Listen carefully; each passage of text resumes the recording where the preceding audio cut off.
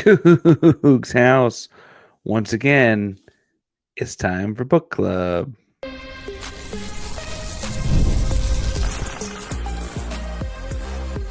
You are Locked On Cougs, your daily podcast on the Houston Cougars, part of the Locked On Podcast Network, your team every day.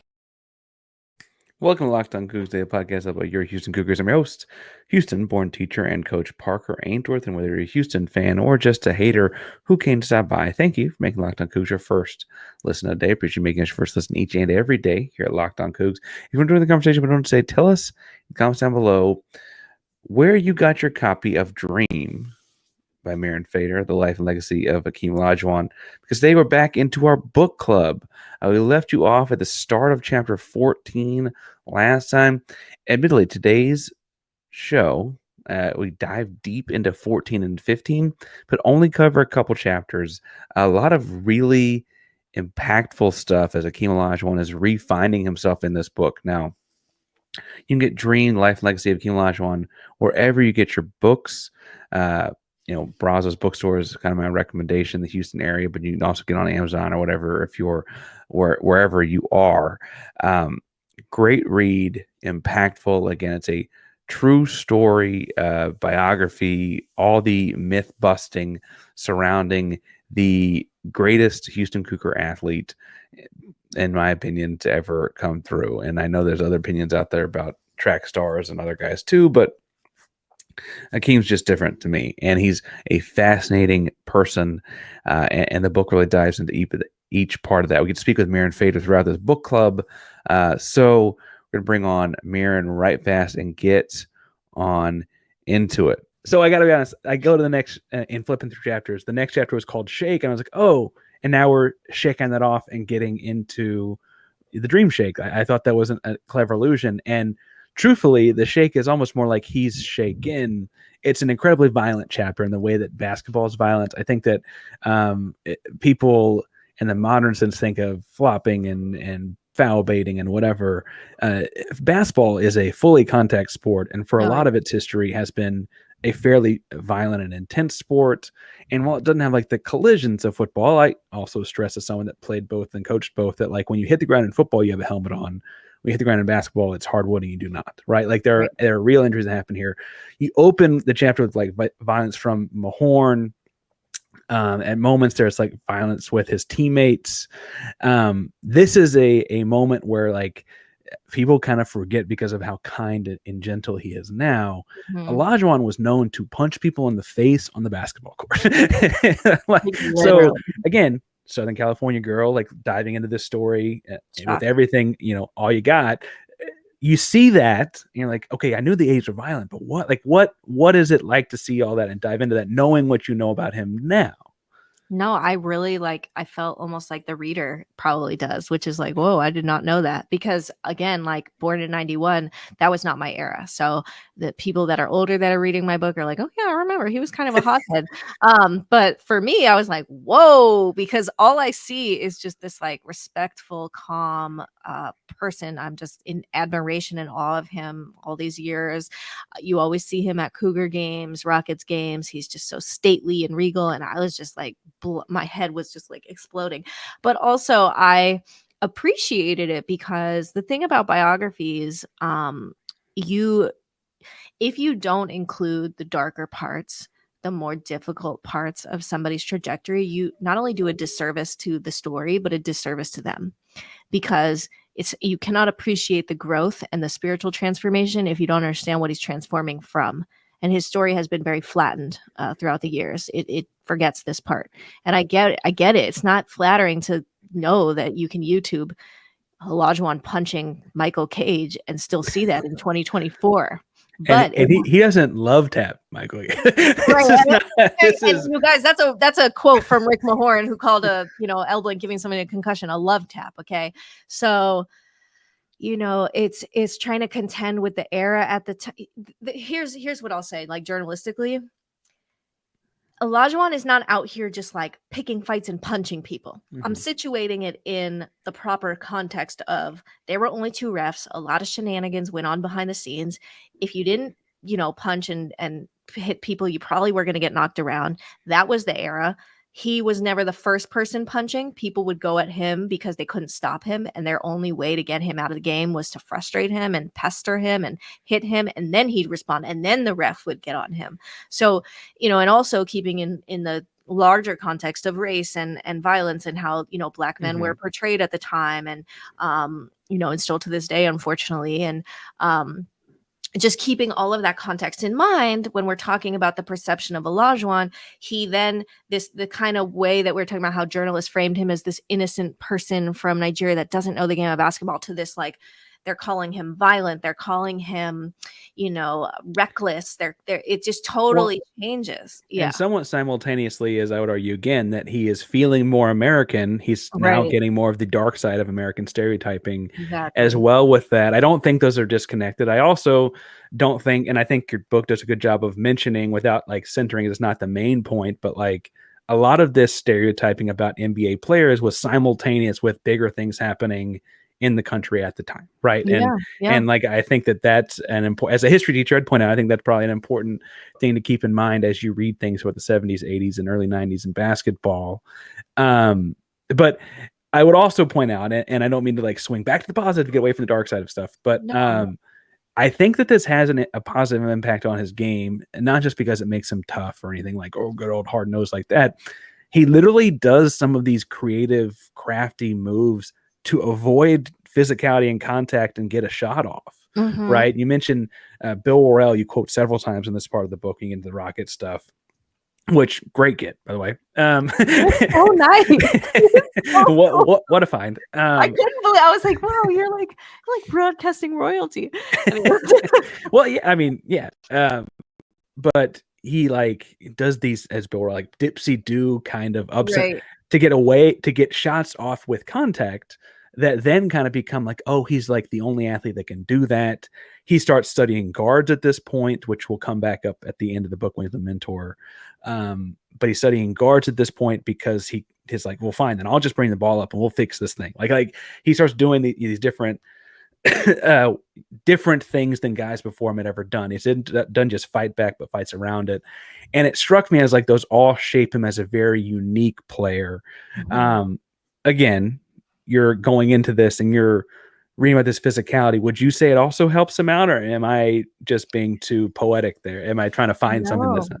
No, that's so interesting. Again, like I love the way you put it, because I didn't immediately think of that. But now that you're saying that, I totally see that. I do. I think he's a student of the game, right? So he's constantly evolving. And so he's seeing the way that like they're literally digging into my skin. I cannot like go through them. I'm gonna have to go around them. I'm gonna have to maneuver. They're pushing me so hard. They're hitting me. They're on my hip. I have to twist. I have to turn. I have to do things. So it's like such a, I guess, testament to his IQ and his just ability to just take what the defense gives you and do something else. And then it becomes his like signature moves, right? Like, so it evolved from necessity. Yeah. And it fades on through the next couple chapters too. So I don't mean to say we're getting away from this necessarily. But the next portion where he's getting hit while he's shooting and he's disagreeing with people and he's upset and he's angry as an angry part of his life, also leads to what's probably my favorite quote in the book, which is he disagrees with the referee. He gets hit. He disagrees with the referee and talks to him about it and leaves. All right, quick break in the action here. I want to talk to you about our buddies over at Roy, because right now Roy is changing the game. You need to download the Roy app. You've heard us talk about this before, but you get involved in the NIL action. Our player of the week last week was Milos Uzan because of his dominant performance in the basketball game, and frankly, him leaving the basketball game is a large part of why that game ultimately turned south for Houston. So he got $100 from Locked On Cougs as the Locked On Cougs, which is a player of the week in his Roy account. You can do that for Milos or any other Coug on the men's team, the women's team, or the football team you would like. So download the Roy app. You can just go to the App Store or joinroy.com today. Again, I think Milos earned it. You can figure out him or somebody else you think earns it. Download the Roy app, joinroy.com today. Use promo code locked on when you get there. Every athlete from every one of those teams, men's basketball, women's basketball, and football, are there. No purchase necessary. Void where prohibited. Go to joinroy.com for more details. Roy, sport players change the game. He disagrees with referee and talks to him about it and leaves the conversation by saying, God will punish you for this call. I'm like getting back from Houston. I'm like really tired. I'm like I took like an hour to get back from the airport. I'm looking at Twitter and I see somebody has pulled this quote. And now they're making graphics. And What a quote. And now they're making memes. And I'm like, oh God, like, cause this happened. Like without context, it's like absurd, right? It's a really funny quote. It's really so funny. It makes no sense unless you know what you know and you know what it is, and you know in the context of like he wasn't trying to be disrespectful. It was just all the stuff. Just how he talked. That's just how he talked. That type of context is so lost when you have a meme that just says God will. So I'm like freaking out. I'm like, oh no, like this is this happened with the first book. Like people made parodies of what Jason Kidd said, and then people wouldn't know if it was actually in my book or if Jason Kidd actually said that because it was so crazy. Anyway, I don't think you're getting to write the Jason Kidd book anytime soon. I don't think so.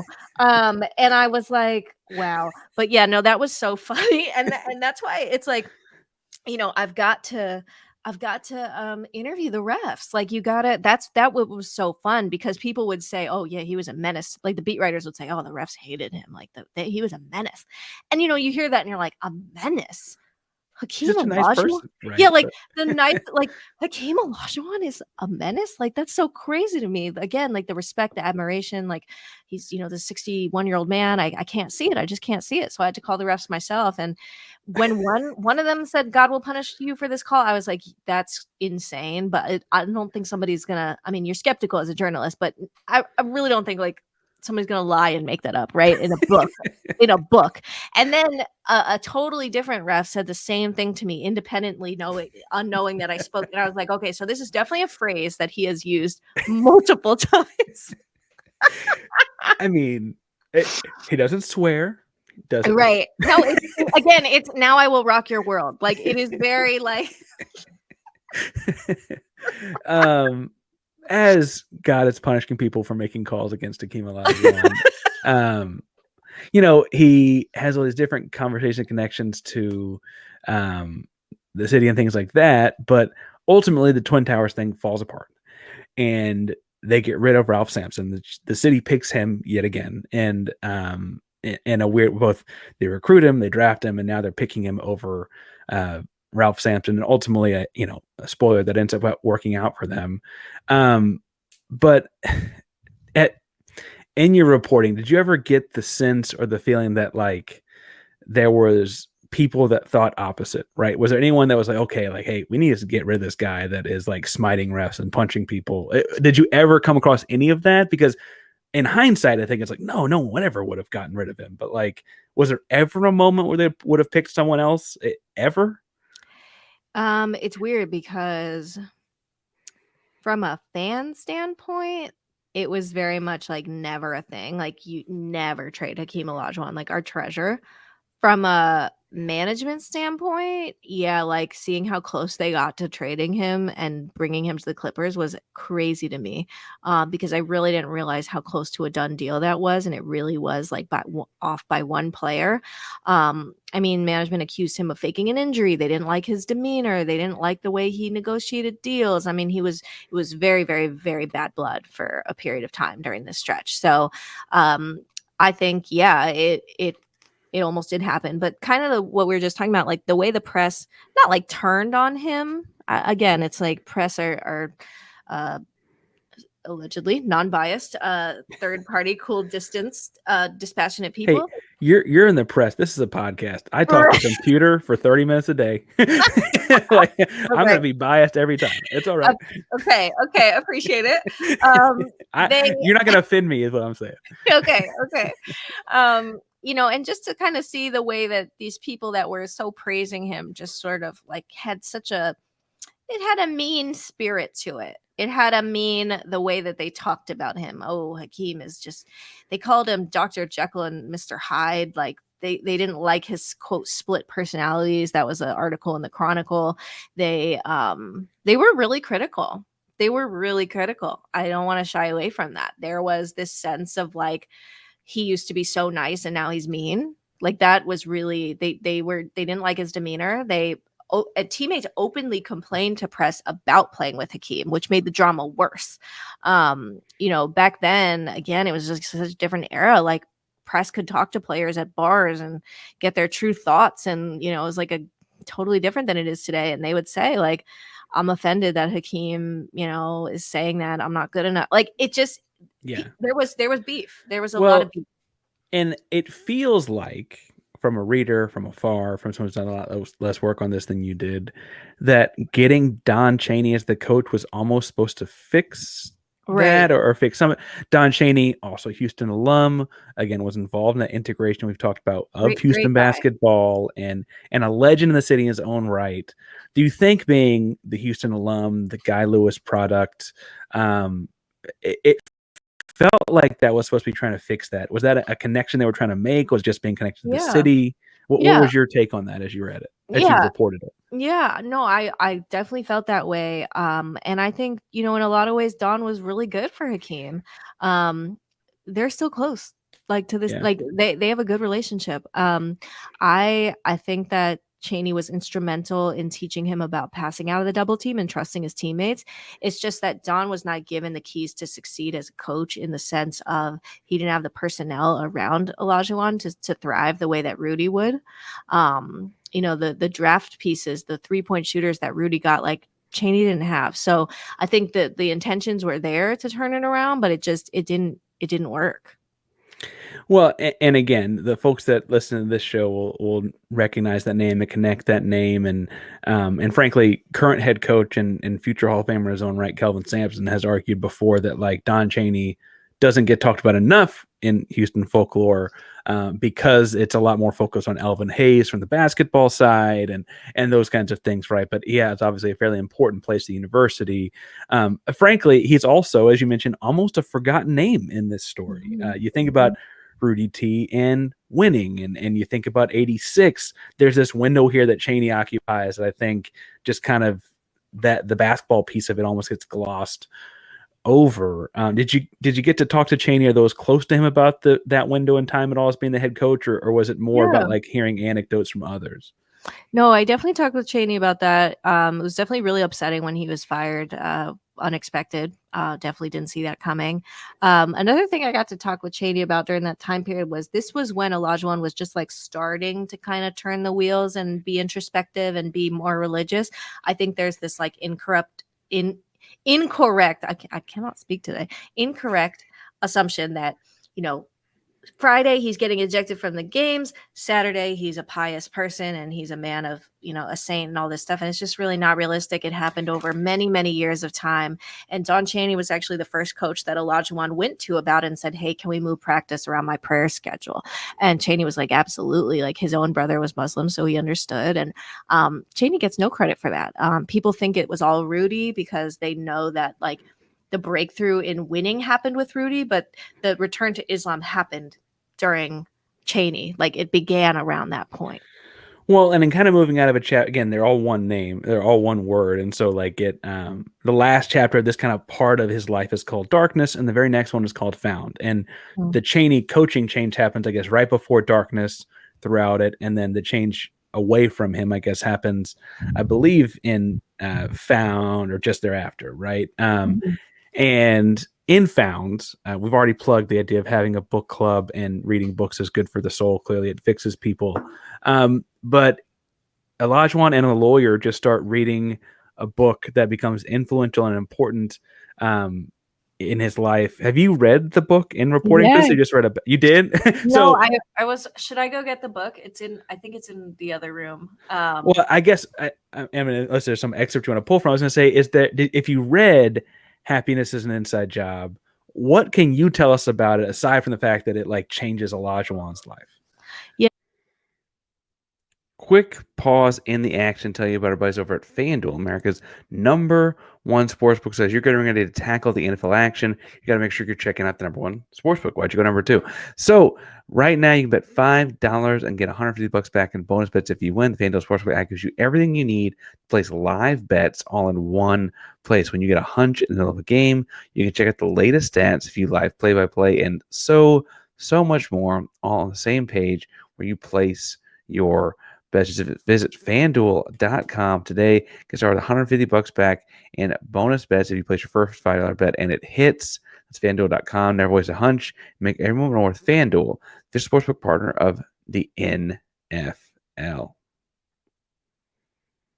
Yeah, so it I want to say I'm looking at my own backdrop. I don't think it's on this shelf. It might be on the other shelf, but it's a slim book. It's like this big. And it was in 1989. The cover, it's got like a rainbow old 90s font. It's hysterical.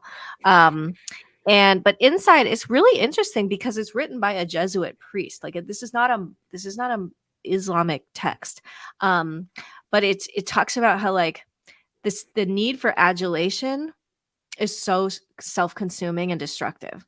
This need for praise, this need for people to recognize you and acknowledge you. I found that to be so interesting because at this time, he's so good, but he's not getting MVP votes. He's at the top, but he's not getting paid as much as superstars of his caliber.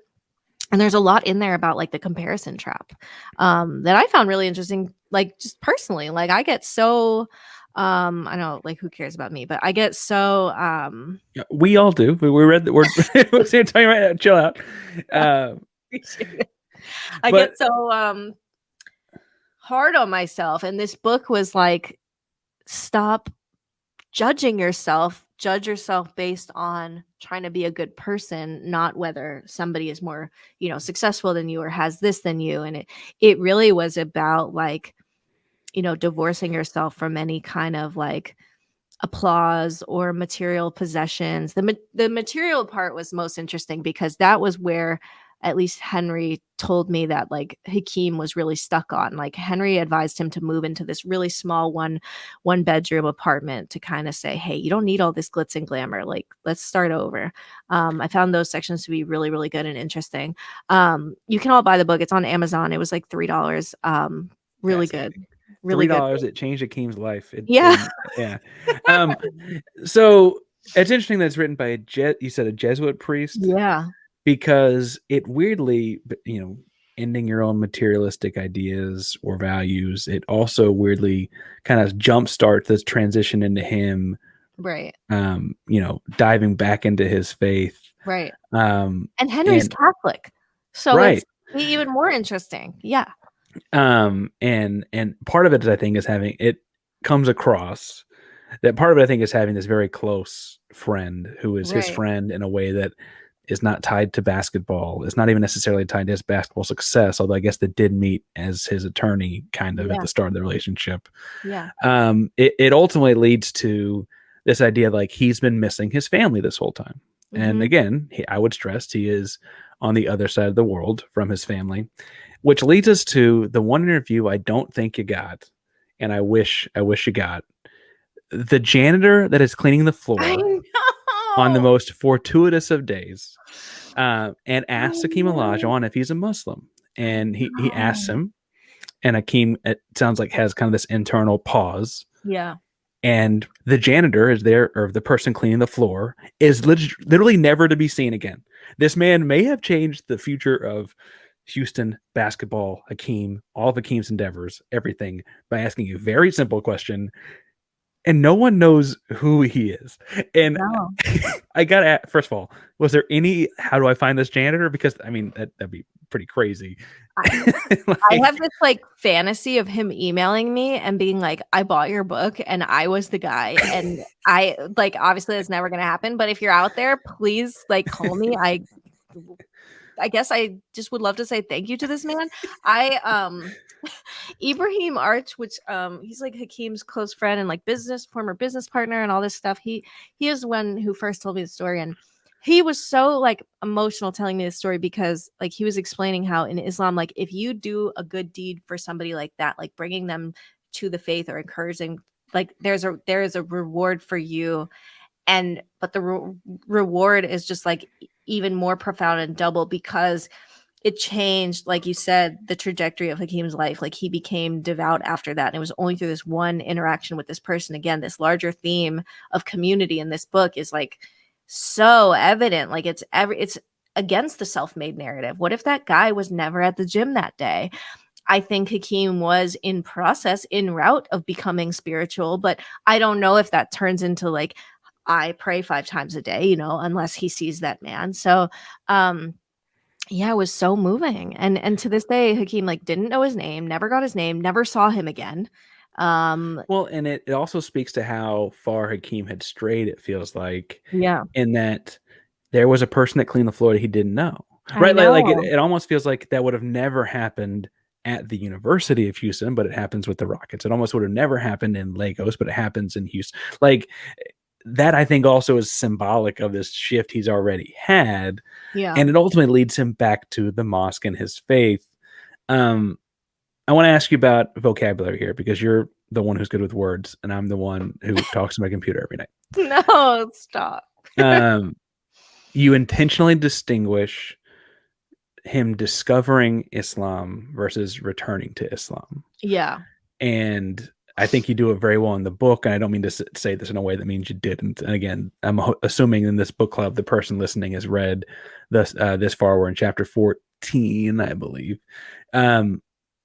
What can you elaborate on that difference? Because I think the constant conversation about him before your work is all just about the word discovering. And you're like, Mhm. no, that's a mischaracterization. He really Right. returns. So what do you Right. mean by like elaborate on that more? Yeah, like, oh my God, like the word choice is everything.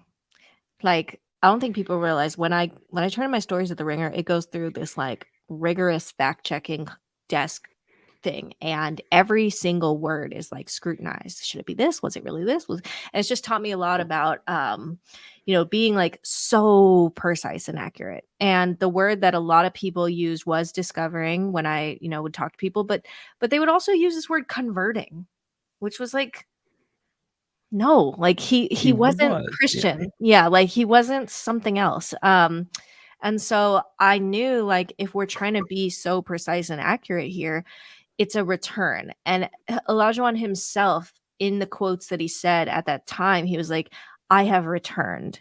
I want to be clear, I'm returning. It's my foundation. So that is very different from finding something new. Returning to something you once had and once loved and once believed in is a very different emotional experience than discovering something totally new and inspiring. Returning is part of maturation, but returning is to me, it speaks to like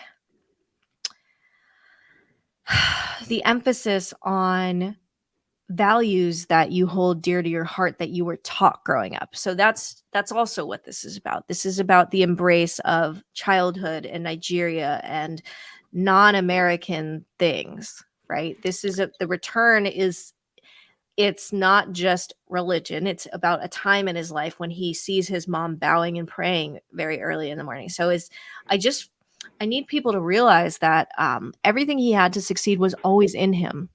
It was always in him. Well, and because again, this is technically a Houston Cougar show. We're talking about one of the best Houston Cougars of all time, if not the best. So I don't feel like we just strayed too far from the actual story. But Otis Birdsong has a pretty big role in this too. Yeah. Interestingly, has a big role in this in being devout in his own faith as a Christian. Right. And I think the interesting thing there, and frankly, in a world where people could talk more about being devout and deep in their faith, is that it's another Houston Cougar connection, weirdly. And it seems to be fairly important, but it also is not like he's not like, do what I do because he's a Exactly. Christian. So what can you tell us about finding that story and that part of this, and what can you elaborate on from that one? I love talking to Otis. Great guy.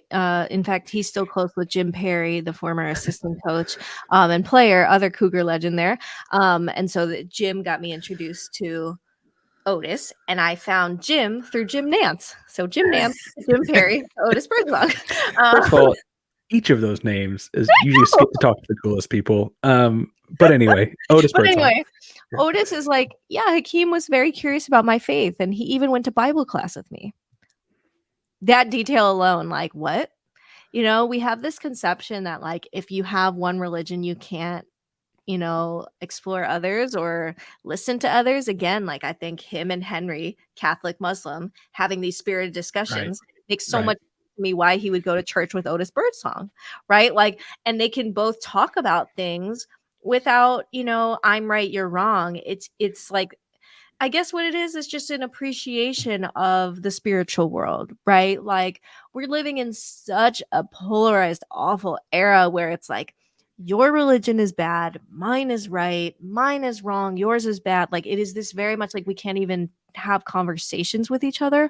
I just love this image of Otis and Hakeem going to Bible study together. And it doesn't mean anything about a What? lot of giving up his own religion. It just See, means being you interested. love that image, and this is where you and I are different. Because I love the image of the other random person at Bible study when Hakeem freaking Olajuwon walks in and goes, No, can you "Whoa!" imagine? No, can you literally imagine? I think I would. This is like, I can't. This is like, yeah, Just I'm not because going to compare it to it's something, but it's like going to your local like yoga class on a Tuesday, and LeBron just decided to come through. Like, it's because he felt like stretching unreal, that day, right? It's like you know, unreal. and I, it's not like much like the LeBron anecdote. It's not like he can sneak into a Bible study. Exactly. He might not be 7 feet tall, but he's 6'10", right? Like Right. he's not just sneaking into a place. Right. COOGS House, and we are back. That's 14 and getting into 15 chapters again. A slower pace here in the middle here, but a very crucial part of Hakeem Olajuwon's life. Really, really great job uncovering that by Mirin. Enjoying getting to talk to her about this each and every week. You can get the book wherever you get your books, Amazon, Brazos, wherever. Support your local bookstore if you got one nearby. But Dream, The Life Legacy of Hakeem Olajuwon is an incredible piece of work on one of the greatest athletes, period, but the greatest Houston Cougar, again, in my opinion. Just incredible reporting and journalism in this one. Pick up a copy, get one for a few of your friends. It's, you know, people are already buying Christmas gifts. I'm not, but people already are. So get all those things for your friends, and then read and follow along each and every week here. Next week, I'm picking up with a couple more chapters as well. Probably get into the winning part of the Houston Rockets saga.